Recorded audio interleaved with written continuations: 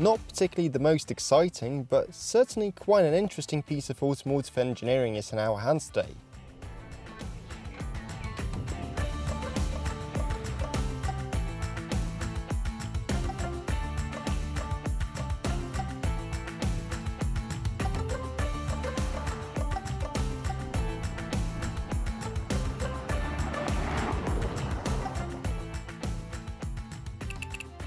In many sense, we can rate GWM Tank 300 to a very classic structured, maybe we can even call it an old-fashioned SUV, but with a touch of modern features. So by now we have already looked at too many Chinese cars, and all of them seem super high-tech at first, but the more we looked into them, the more it became a repetition of the same technology, but in just different looks. Same big screens, bit of AI and self-driving features. Gets a bit boring over time. And that's what the engineers at GWM thought. Why not do things the old-fashioned way? There was nothing wrong with the engineering of the past, and to be fair, there are many ancient things whose functionality cannot be outperformed by all that modern tech. Hence, Tank 300 by Great Wall Motors is the true body-on-frame SUV with the solid rear axle and differential locks, which sounds a bit wild for a 2024 year car. I mean, such type of off-roaders were lost in production at least a decade ago. So with that kind of spec, there was nothing for us to do in the city, so we immediately took off to the countryside. In a way, this is a bold but very smart move with quite potential. They created an inexpensive but comfortable off-road vehicle, even with a note of luxury present, capable of overcoming significant obstacles thanks to its simple and old-school engineering, which, without even putting it to test, we can already say it's going to be reliable. Regarding the interior, I'd say we keep no focus on it, just fly through the bits and pieces and move on.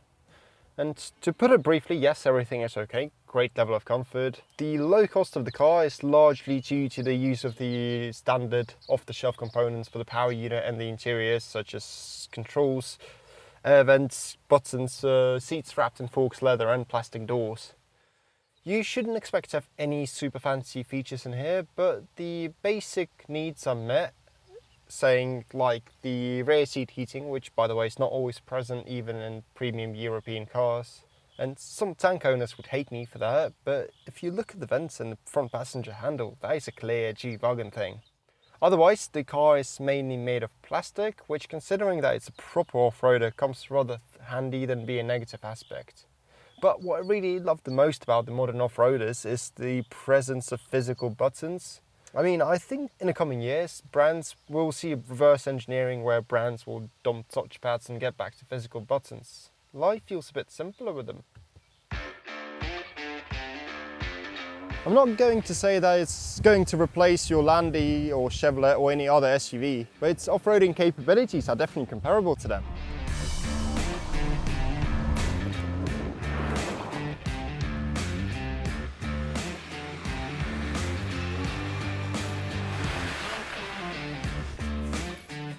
The vehicle comes prepared for serious off-roading right from the factory.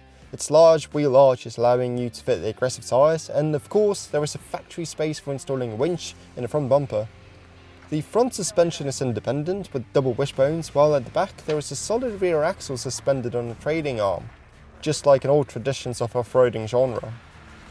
Meanwhile, the frame is made of high-strength steel and the body has additional reinforcements. The mechanical locks on the rear and front differentials are structurally simple, which definitely brings confidence in their long-term performance.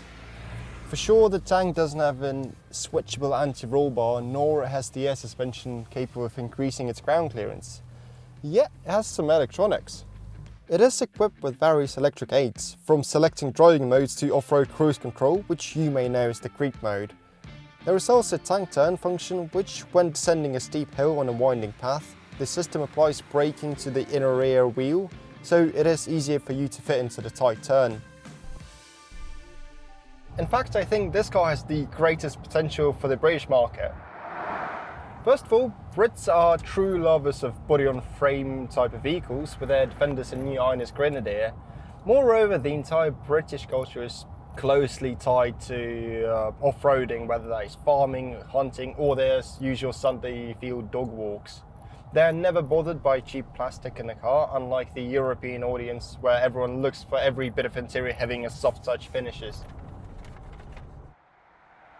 In terms of off-road capabilities, spaciousness, simplicity and most importantly the price, Tank just fits perfectly for a typical English landlord.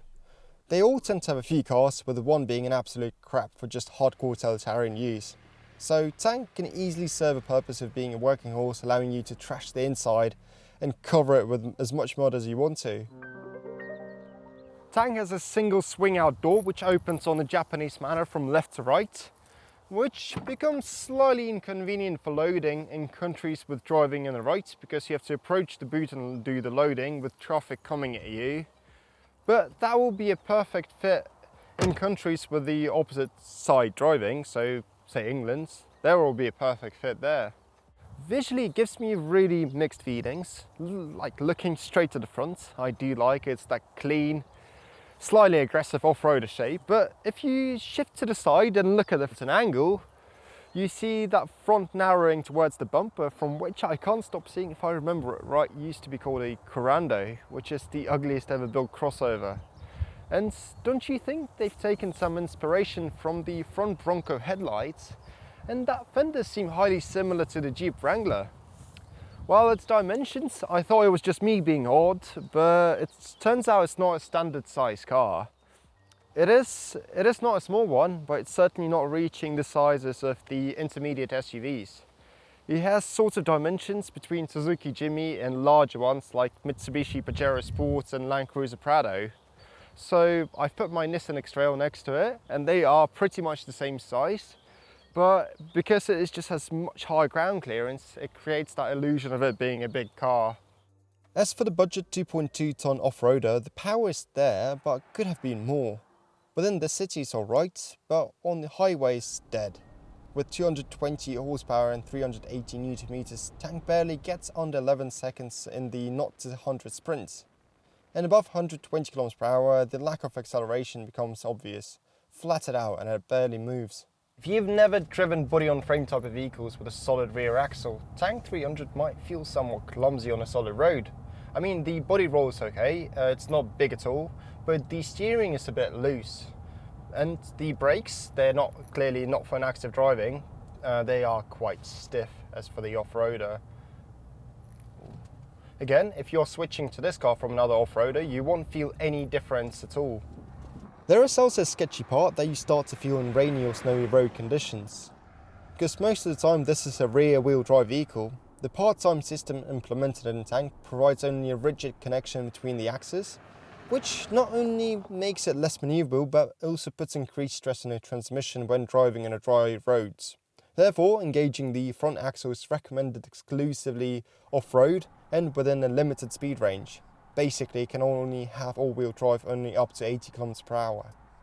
I think we can all agree this is not particularly a fast or agile vehicle. Yes, on a highway in city, Tank cannot offer much, and the lack of permanent four-wheel drive reduces its versatility. Yet, Tank truly shows its capabilities only in places where the roads finish, or in our case, in places with a terrible asphalt. With it, you can completely ignore any size potholes. It is ideal for dirt roads, and this brings us back to my point about the British farmers and their country roads. Here the vehicle truly shows its best side.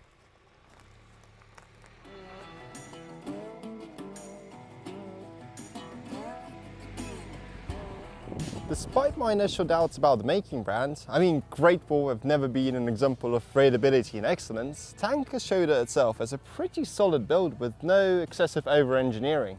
And that's what I like most about it. The vehicle was designed for operation in areas with limited access to quality fuel, so the engine can handle gasoline with an octane rating of 91 without any issues. And its cast iron block is a good indicator of durability. Additionally, some German engineering is present here in the form of an 8-speed ZF transmission, which has a good reputation for a big lifespan. And all of this packed into the Tank, which you can get for something around $46,000 US, which certainly makes it a great purchase if you're heavy into off-road or live in a countryside. Hence, on that note, we can probably wrap it up for today, so thanks for watching and please do support my channel as it is just starting to grow. Click that follow button and stay tuned for the upcoming videos.